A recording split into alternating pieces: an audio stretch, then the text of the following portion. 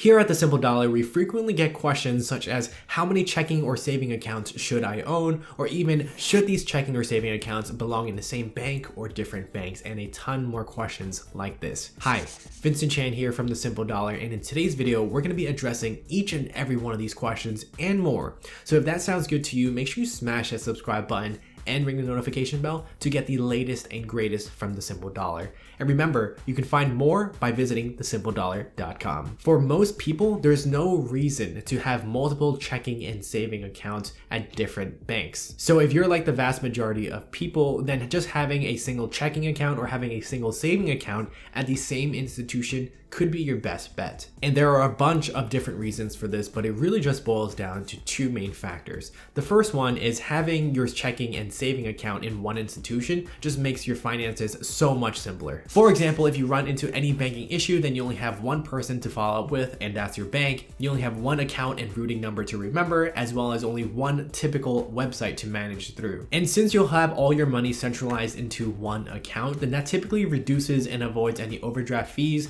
because if you have multiple accounts, then your money will be spread out, and it might be spread out too thinly across multiple different banks. In addition, if you do have your funds spread out across different banks, you might find it a little bit challenging to actually meet the minimum requirement across all of them. Secondly, the fewer banks that you actually do business with, the lower the likelihood of your account number or your identity getting hacked. And that's simply because fewer institutions have access to your personal banking information. Now, this isn't to say that there is absolutely no reason to have multiple checking and or saving accounts, or having them at different financial institutions. For example, you could just have a specific reason that you want your funds in a separate account. Perhaps you have an emergency savings fund in a separate account that you don't have instant access to, which could be a good thing because that just reduces any incentives for you to actually spend money from that emergency fund. Another reason could just be because you're switching over to a new bank, so you have both your old and your new banking accounts opened. And this overlap period could be a good thing because you're able to actually identify if you had any automatic payments set up in your old account that you might have forgotten about. So just setting this up for a month or two allows you to see whether or not you have any forgotten automatic payments that you do want to transfer to your new bank. Another reason could just be because you're chasing interest rates. Right now, at least, it doesn't make too much sense just because the interest rates are so low.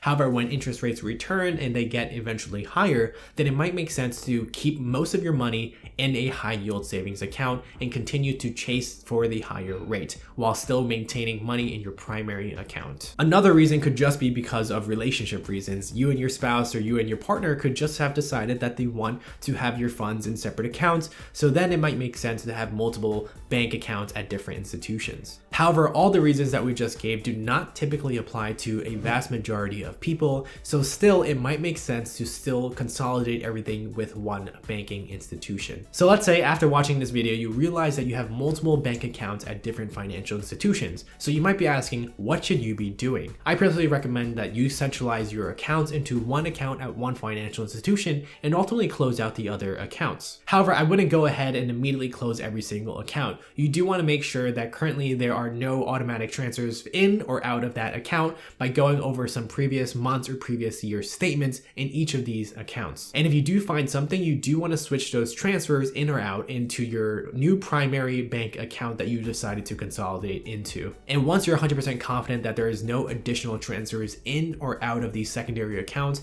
then you can go ahead and start closing each and every one of them out and just keeping your primary consolidated centralized banking account. So you might be asking, how do you actually decide on a primary account to actually consolidate to? And that's a fantastic question, and we have an answer for that. There are a couple of factors that I personally look for that you might find helpful. The first one is looking for bank accounts that give basic banking functions with little or no fees involved. Number two is that there is a robust online banking system. And number three is that if I wanted to go to a physical location, then it's easily for me to access that. In conclusion, the core idea here is pretty simple. Unless you have specific reasons where you need multiple banking accounts across different financial institutions, then typically for the vast majority of people, having banking accounts in one financial institution, consolidating everything together might be the best bet for you. As always, thank you so much for watching. If you have any questions, feel free to leave a comment down below and we'll get back to you as quickly as possible. And remember, if you want even more videos from The Simple Dollar, remember to smash that subscribe button and ring the notification bell. And as always, you can find more content by visiting thesimpledollar.com.